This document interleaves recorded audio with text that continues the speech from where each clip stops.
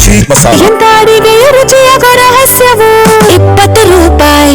ಬಾಗಲಕೋಟೆಯಲ್ಲೂ ಕಾಂಗ್ರೆಸ್ ಪ್ರತಿಭಟನೆ ಬ್ಯಾರಿಕೇಡ್ ತಳ್ಳಿ ಒಳಗೆ ನುಗ್ಗೋದಕ್ಕೆ ಕಾಂಗ್ರೆಸ್ ಕಾರ್ಯಕರ್ತರು ಯತ್ನಿಸಿರುವುದು, ಜಿಲ್ಲಾಡಳಿತ ಭವನಕ್ಕೆ ಮುತ್ತಿಗೆ ಯತ್ನಿಸಿರುವುದು ಕಾರ್ಯಕರ್ತರು, ಪೊಲೀಸರು. ಪ್ರತಿಭಟನಾಕಾರರ ನಡುವೆ ತಳ್ಳಾಟ, ನೂಕಾಟ, ಸಂಸದರ ಕಚೇರಿಗೆ ಮುತ್ತಿಗೆ ಯತ್ನಿಸಿರುವುದು ಕಾರ್ಯಕರ್ತರು. ಈ ವೇಳೆ ಕಾಂಗ್ರೆಸ್ ಕಾರ್ಯಕರ್ತರನ್ನ ವಶಕ್ಕೆ ಪಡೆದಿದ್ದಾರೆ ಪೊಲೀಸರು.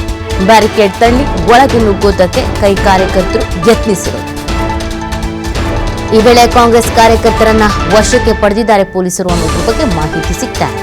ಜಿಲ್ಲಾಡಳಿತ ಭವನಕ್ಕೆ ಮುತ್ತಿಗೆ ಹಾಕೋದಕ್ಕೆ ಅಂತ ಪ್ರಯತ್ನಿಸಿದ್ದಾರೆ.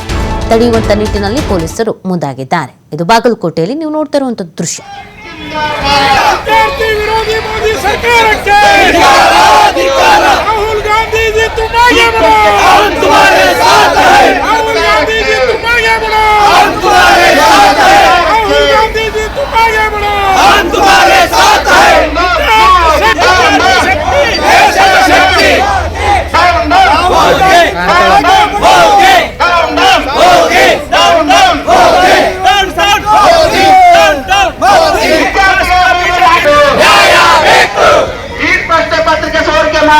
ಕೇಂದ್ರ ಸರ್ಕಾರಕ್ಕೆ